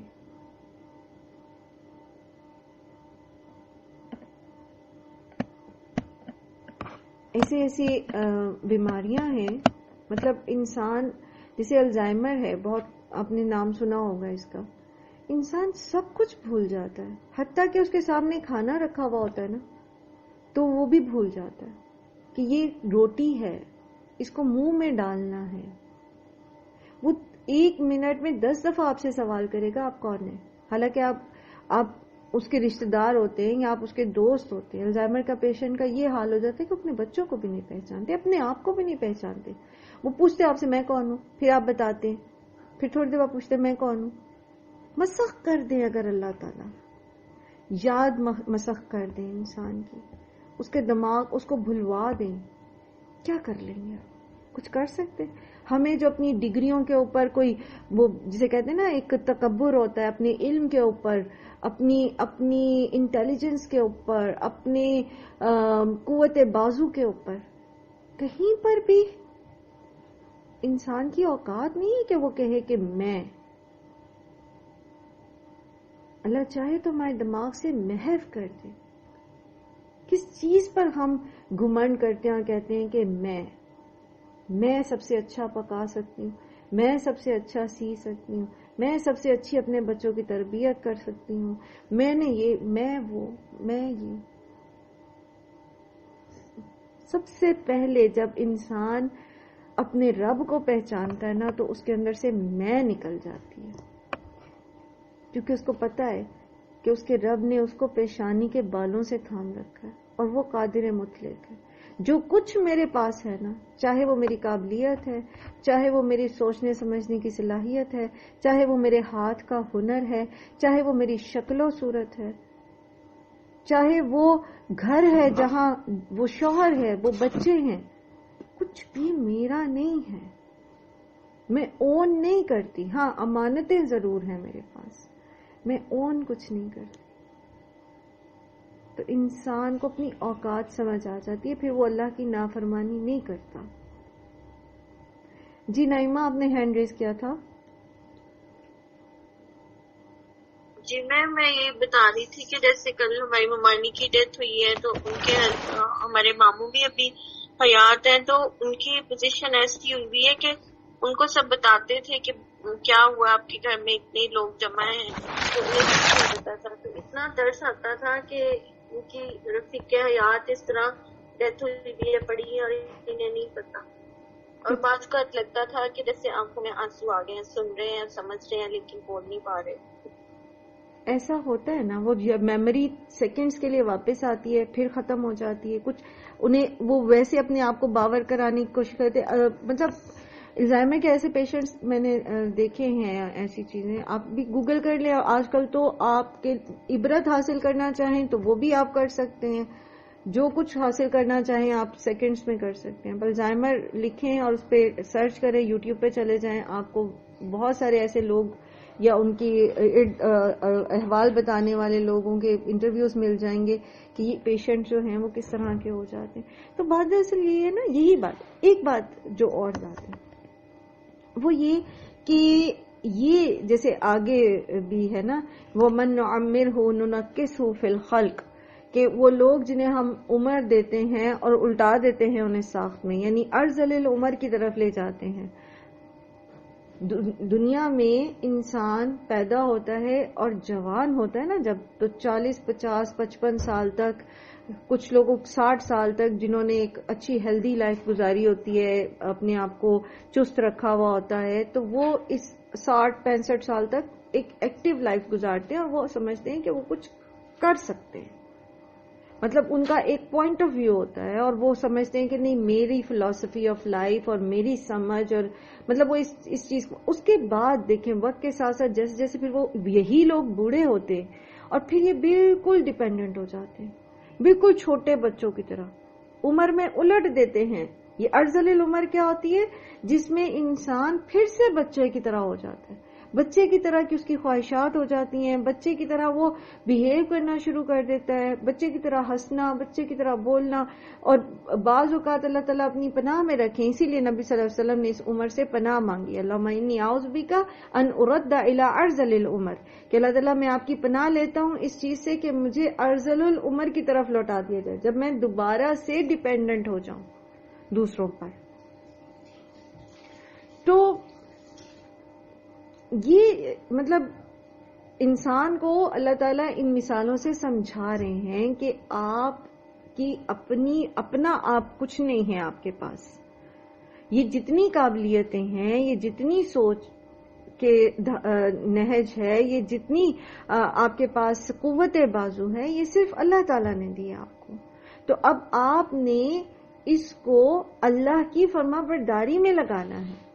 اور آپ دیکھیے کہ جو لوگ اپنی جوانی اللہ کی فرما برداری میں لگاتے ہیں، اپنی شعور کی عمر کو اللہ تعالیٰ کی فرما برداری میں لگاتے ہیں، وہ جب اگر تقدیر کے مطابق اس ایج میں پہنچ بھی جاتے ہیں، تب بھی ان کے افعال جو ہوتے ہیں وہ جتنا بھی ہل جل سکتے ہیں وہ اللہ کی فرما برداری والے ہی ہوتے ہیں.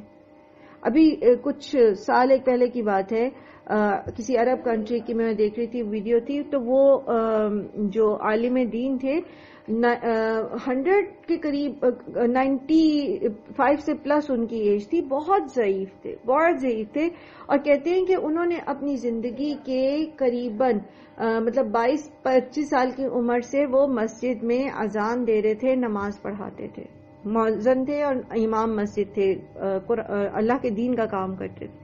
تو بالکل آخر میں جب وہ اتنے ضعیف ہو چکے تھے، تب بھی جب تک وہ تندرست تھے تو وہ اپنی خدمات انجام دیتے رہے. تو جو ویڈیو کسی نے شیئر کی ہوئی تھی وہ ان کے آخری لمحات کی تھی، اور بالکل وہ جسے کہتے ہیں نا کہ ڈیتھ بیڈ پہ وینٹیلیٹر پر تھے، لیکن کانشیس ان کا کام کر رہا تھا. تو کہتے ہیں کہ جیسے ہی اذان کی آواز کہیں سے بھی مطلب وقت ہو جاتا تھا نا نماز کا، آواز تو ان کو پتہ نہیں سنائی دیتی ہوگی یا نہیں، تو وہ اشاروں سے نا نماز پڑھنا شروع کر دیتے تھے. اور وہ جو آخری ویڈیو کلپ کوئی ان کا عزیز جو اس وقت ان کے پاس بیٹھا ہوا ہوگا اس نے بنایا ہوا تھا، تو وہ اس میں ایسے اشارے سے اللہ اکبر کہتے ہیں اور پھر وہ سینے پہ اپنے ہاتھ باندھ کے، تو پتہ نہیں کیا پڑھے، واضح نہیں ہے، لیکن ظاہر ہے نماز کے کلمات ہی پڑھ رہے ہوں گے. اور وہیں پر پھر کہتے وہ جو اس کے ساتھ سب ٹائٹل چل رہا تھا تو اس میں پھر یہ بتایا کہ اس کے تھوڑی دیر بعد ان کا انتقال ہو گیا. تو جس چیز کی عادت ہو جاتی ہے، جس طرح انسان کو جس میں اس نے جوانی گزاری ہوتی ہے، شعور کی عمر گزاری ہوتی ہے، تو پھر وہ اخیر عمر تک جو ہے وہ انہی اچھائیوں پر بھلائیوں پر رہتا ہے.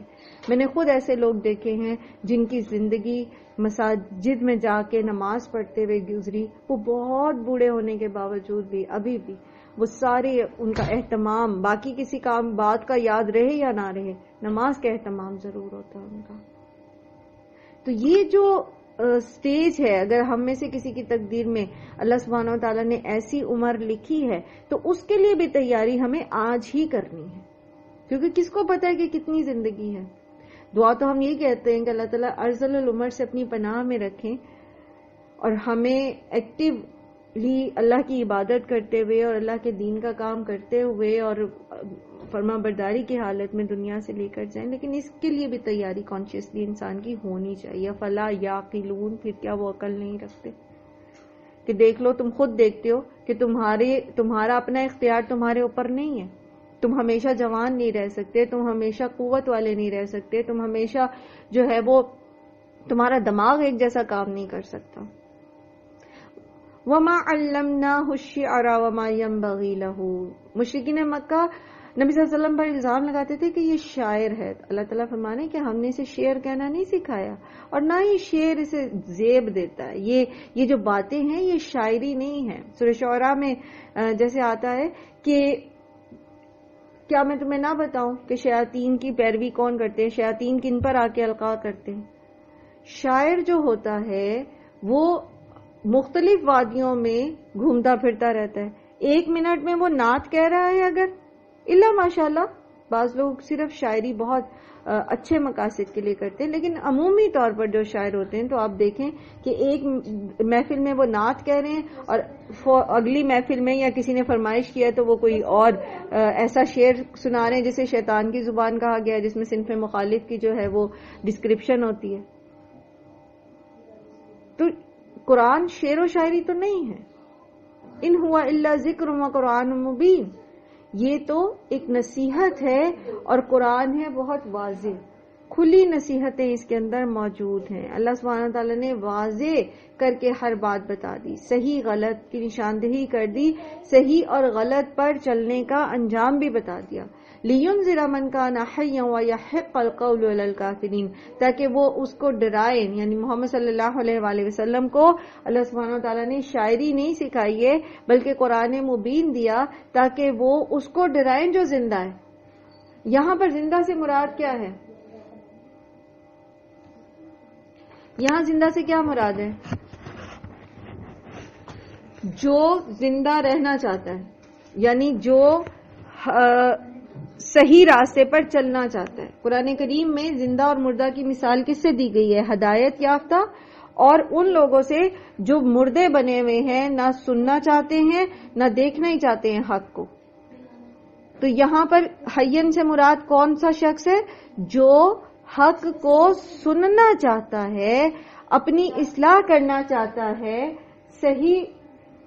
صحیح راستے پر چل کے برے انجام سے بچنا چاہتا ہے. تو قرآن, جیسے پیچھے بھی ہم نے پڑھا تھا کہ قرآن کی نصیحت کس کو فائدہ دیتی ہے؟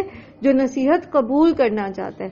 جو نصیحت سننا ہی نہیں چاہتا, جو اپنے تعصب میں مبتلا رہنا چاہتا ہے, تو اس کو فائدہ کوئی نہیں ہوتا قرآن کا. وَيَحِقَّ الْقَوْلُ عَلَى الْكَافِرِينَ, اور ثابت ہو جائے بات کافروں پر. کھول کر حجت تمام کر دی جائے, لوگوں کو بتا دیا جائے کہ دیکھ لو یہ سیدھا رستہ ہے, اس سیدھے رستے کا انکار کرو گے, شیطان کی پیروی کرو گے تو یہ تمہارا انجام ہوگا.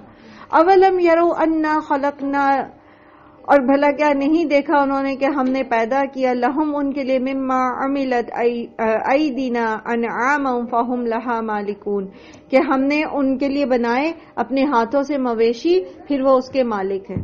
اب دوبارہ سے اللہ سبحانہ وتعالیٰ نعمتوں کی طرف لوگوں کو متوجہ کر رہے ہیں, کافروں کو, کہ ذرا دوبارہ سے دیکھو تو صحیح کہ تمہارے یہ جو مویشی ہیں جن کے تم مالک ہو, کیا ان کو تم نے پیدا کیا ہے؟ کیا یہ تمہارا اختیار تھا؟ وَذَلَّلْنَاهَا لَهُمْ فَمِنْهَا رَكُوبُهُمْ وَمِنْهَا يَأْكُلُونَ, اور مطیع کر دیا ہم نے انہیں تو ان کے لیے, اور ان میں سے کچھ پر یہ سوار ہوتے ہیں اور کچھ کو یہ کھاتے ہیں.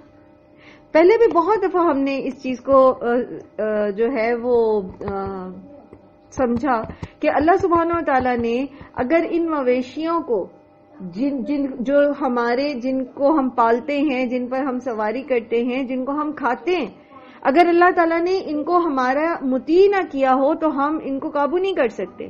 ایک بھیڑ کی ٹکر میں اتنی طاقت ہوتی ہے کہ وہ انسان کی ہڈیاں بسیاں توڑ دیتی. اور بیل, اب بڑی عید آ رہی, عید الاضحیٰ, اور پچھلے بھی آپ نے ایسی بہت ساری جو ہیں وہ ویڈیوز بھی دیکھی ہوں گی جس میں قربانی کے جانور جو ہیں وہ بفر گئے اور وہ 8-8, 10-10 لوگوں کو جو ہے وہ ان سے رسیاں چھڑا کے بھاگ گئے. تو ان کے اندر اللہ تعالیٰ نے بہت زیادہ طاقت رکھی ہوئی. ان کو مطیع کس نے کیا ہمارا؟ ہم تو نہیں کر سکتے تھے. اگر آپ میں سے کسی کو اتفاق ہوا ہو کسی سرکش گھوڑے کو دیکھنے کا, کسی کے قابو نہیں آتا.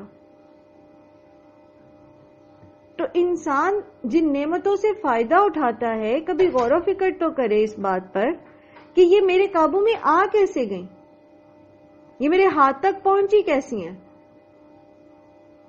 یہ جو دودھ ہم پیتے ہیں یہ کہاں سے آ رہا ہے؟ یہ بھینس چارہ کھاتی ہے، اس کو ہم تو چارہ کھلا رہے ہیں، ہم تو اس کو کوئی اور اس کی جو خوراک ہے وہ کھلا رہے ہیں، وہی خوراک خون بھی بن رہی ہے، دودھ بھی بن رہی ہے، اور اسی میں سے جو فضلہ ہے وہ بھی خارج ہو رہا ہے. یہ کون ہے جو اس کو بنانے والا؟ یہ جانور بن کیسے گئے ہیں؟ اتنی زبردست قسم کی فیکٹریاں لگ کیسے گئی ہیں؟ فلا یشکرون. پھر جب ہم سب یہ مانتے ہیں کہ ان کو اللہ نے پیدا کیا ہے، ان کو اللہ نے ہمارا فرما بردار بنایا، تو پھر کیا ہم اللہ کا شکر ادا نہیں کریں گے؟ پھر بھی ہم اللہ کے ساتھ شرک کریں گے؟ کیا پھر بھی ہم اللہ کی ان نعمتوں کو اس کی نافرمانی میں لگاتے رہیں گے؟ کیا ہم شکر ادا نہیں کریں گے؟ وَاتَّخَذُوا مِن دُونِ اللَّهِ آلِهَةً لَعَلَّهُمْ يُنصَرُونَ.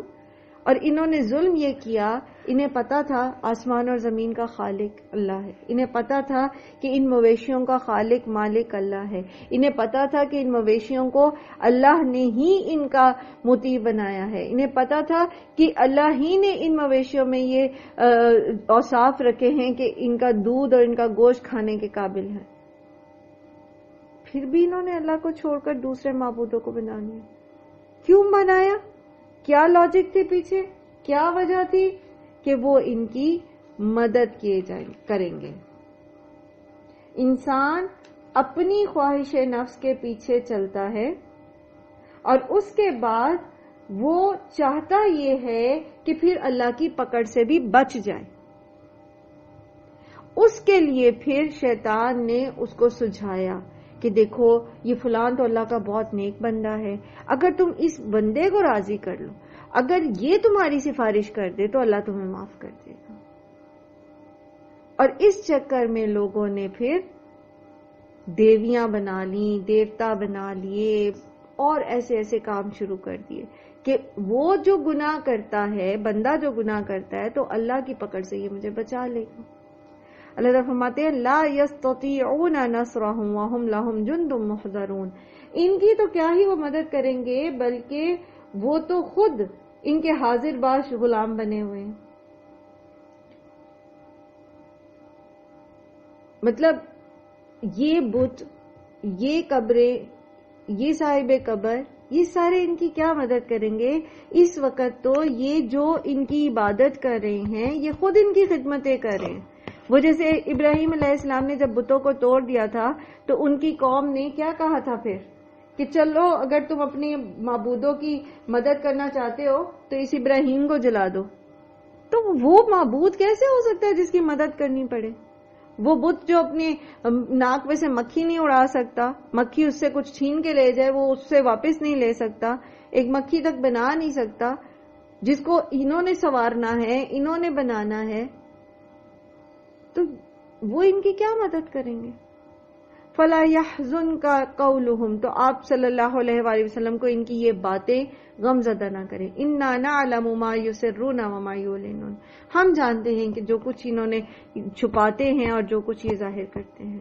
أَوَلَمْ يَرَ الْإِنسَانُ أَنَّا خَلَقْنَاهُ مِن نُطْفَةٍ فَإِذَا هُوَ خَصِيمٌ مُبِينٌ. اب پھر اللہ تعالیٰ انسان کی توجہ دلا رہے ہیں، پہلے نعمتوں کی طرف، اب خود انسان کی ذات کی طرف توجہ دلا رہے ہیں. کیا انسان اپنے اوپر غور و فکر نہیں کرتا؟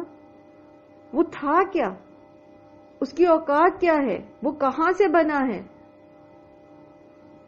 اور پھر حال یہ ہے کہ جب اللہ تعالیٰ اس کو دنیا میں لے آئے اور اللہ تعالیٰ نے اس کو پروان چڑھا دیا تو اب وہ اللہ ہی کے بارے میں جھگڑے کرنا شروع ہو گیا. اس نے اللہ ہی کا انکار کر دیا، اللہ ہی کے بارے میں فلسفے کرنا شروع کر دیا. وَضَرَبَ لَنَا مَثَلًا وَنَسِیَ خَلْقَهُ. اور وہ ہمارے لیے مثال بیان کرتا ہے اور وہ اپنی تخلیق کو بھول گیا. کیا مثالیں بیان کرتا ہے انسان؟ انسان کیا کچھ جو ہے وہ اللہ کے لیے مثالیں بیان کرتا ہے، یعنی وہ اللہ تعالیٰ کو مخلوق ہی کی طرح عاجز سمجھتا ہے. جیسے وہ کہتے ہیں کہ جی یہ اللہ تعالیٰ ہمیں کیسے زندہ کرے گا جب ہماری ہڈیاں چورا چورا ہو جائیں گی.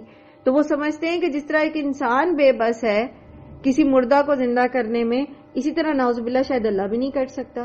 اور اسی طرح دیکھیں کہ آپ عام طور پر لوگ جب شرک سے آپ بیزاری کا اظہار کرتے ہیں اور آپ کہتے ہیں کہ اللہ تعالیٰ تو خود سنتے ہیں، تو اللہ تعالیٰ کو تو کسی میڈیٹر کی ضرورت نہیں ہے، تو اس وقت پھر وہ لوگ کیا مثال دیتے ہیں کہ دیکھیں جیسے ایک بادشاہ ہوتا ہے، آپ کو اس تک پہنچنے کے لیے کوئی سبب تلاش کرنا پڑتا ہے، آپ کو اونچائی پہ چڑھنے کے لیے سیڑھی پہ چڑھنا پڑتا ہے، تو اللہ تعالیٰ کے پاس بھی آپ کو اپنی عرضی لے جانے کے لیے کسی سیڑھی کی ضرورت ہوتی ہے. ایسی باتیں شاید آپ نے سنی ہوں، لوگ یہ لاجکس دیتے ہیں.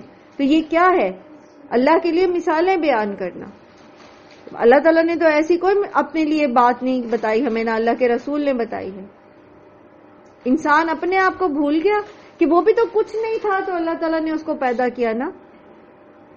تو اللہ تعالیٰ دوبارہ بھی اس کو زندہ کر سکتے ہیں. اور اللہ تعالیٰ تو السمیع البصیر ہیں، وہ تو ہر جگہ سنتے ہیں، وہ تو ہماری شہرک سے بھی زیادہ قریب ہے، ان کو تو کسی میڈیٹر کی ضرورت ہی نہیں ہے. قال من یحیی العظام وہی رمیم، اور وہ کہتا ہے کہ کون زندہ کرے گا ہڈیوں کو جبکہ وہ بوسیدہ ہو چکی ہوں گی. یعنی وہ جیسے انسان بے بس ہے کسی مردہ کو زندہ کرنے میں، تو وہ سمجھتا ہے کہ جی اللہ بھی نہیں کر سکتا، اور جب ہماری ہڈیاں چورا چورا ہو جائیں گی تو پھر کیسے وہ ہمیں زندہ کرے گا. سمپل سی لاجک، قل یحییھا الذی انشأھا اول مرہ. جب تم کچھ بھی نہیں تھے تب بھی تو اللہ نے تمہیں پیدا کیا تھا نا. تو جس نے تمہیں پہلی دفعہ پیدا کیا تو وہ دوبارہ بھی پیدا کر دے گا، اس میں اس کے لیے کیا مشکل ہے. وَهُوَ بِكُلِّ خَلْقٍ عَلِيمٌ، اور وہ پیدائش کو خوب اچھے سے جانتا ہے.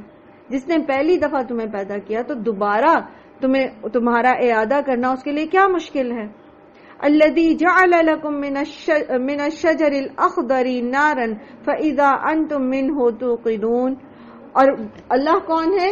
وہ جس نے بنایا تمہارے لیے سرسبز درخت سے آگ کو، تو یکا یک تم اس سے آگ جلاتے ہو. ایک اور مثال، عام طور پر آگ جو نکالی جاتی تھی پہلے زمانے میں وہ پتھروں کو رگڑ کے نکالی جاتی تھی، لیکن عرب میں سرسبز درخت ہیں، دو درخت ہیں، ان کا نام ہے مرخ میم رے خا، اور عفار عین فا الف اور را. یہ دو درخت ہیں جن کی سبز ڈالیاں جب رگڑی جاتی ہیں تو چنگاری پیدا ہوتی ہے. تو اللہ تعالیٰ فرما رہے ہیں کہ یہ جو سرسبز درخت، اور یہ عام طور پر ان کی جو تجارتی قافلوں کے راستے ہیں یہ ان راستوں میں پائے جاتے تھے، یعنی مسافتوں پہ پائے جاتے تھے. تو یہ کس نے وہاں تمہیں پرووائڈ کر دیے؟ سرسبز درخت ہے اور تم اس سے آگ جلاتے ہو. أَوَلَيْسَ الَّذِي خَلَقَ السَّمَاوَاتِ وَالْأَرْضَ بِقَادِرٍ عَلَىٰ أَن يَخْلُقَ مِثْلَهُمْ. تو کیا بھلا وہ جس نے پیدا کیا زمین اور آسمان کو، وہ اس بات پر قدرت نہیں رکھتا کہ وہ دوبارہ پیدا کر دے انہی کی مانند؟ بھلا کیوں نہیں، کامن سینس کی بات ہے. جو ایک دفعہ پیدا کر سکتا ہے وہ دوبارہ بھی کر سکتا ہے. وَهُوَ الْخَلَّاقُ الْعَلِيمُ، اور وہ بہترین سب کچھ پیدا کرنے والا، خوب جاننے والا ہے. خلاق ہے، خالق ہی نہیں ہے، خلاق ہے. اور جب آپ نے الخالق پڑھا تھا اسماء الحسنی میں تو پھر آپ نے دیکھی تھی کچھ مثالیں اللہ سبحانہ و تعالیٰ کی تخلیق کی، کیسی کیسے عجائبات ہیں. اور خود انسان سب سے بڑا عجوبہ ہے، سب سے بڑی کمپلیکیٹڈ کریشن اللہ تعالیٰ کی.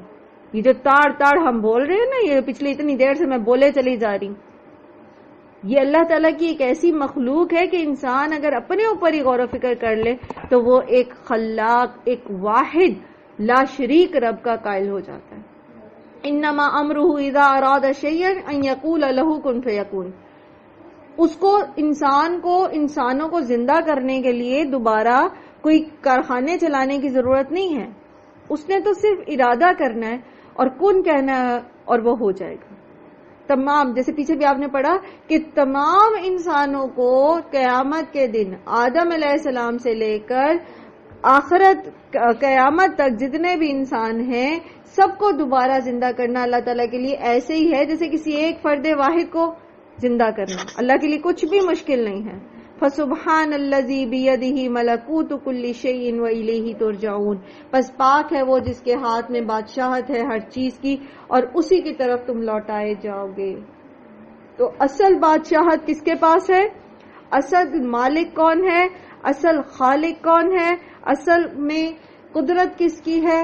اصل میں ملکیت کس کی ہے؟ وہ اللہ کی ہے. اور پھر یہ کہ وہ جو نعمتیں ہمیں دیتا ہے ہم ان کے ساتھ کیا کچھ کر کے اس دنیا سے واپس جاتے ہیں تو جانا پھر ہم نے اسی کے پاس ہے. دوبارہ سے ہمیں ایک ریمائنڈر دیا جا رہا ہے کہ جو کچھ تم کر رہے ہو، جو کچھ تمہارے پاس ہے، تم اس کے مالک نہیں ہو. اور یہ کہ جو کر کے تم جا رہے ہو اس دنیا سے، دنیا میں تم نے ہمیشہ تو نہیں رہنا اور بالآخر تم نے یہاں سے چلے جانا ہے، تو جو کچھ تم کر کے جا رہے ہو تمہیں اللہ کے سامنے جواب دہ ہونا ہے کہ تم کر کیا رہے ہو. اللہ تعالیٰ آسانیاں نصیب فرمائے. اللہ سبحانہ و تعالیٰ ہمیں عمل کی توفیق عطا فرمائے. وآخر الدعوانا الحمدللہ رب العالمین. سبحانک اللہم و بحمدک، نشہد ان لا الہ الا انت، نستغفرک و نتوب الیک. السلام علیکم و رحمۃ اللہ وبرکاتہ.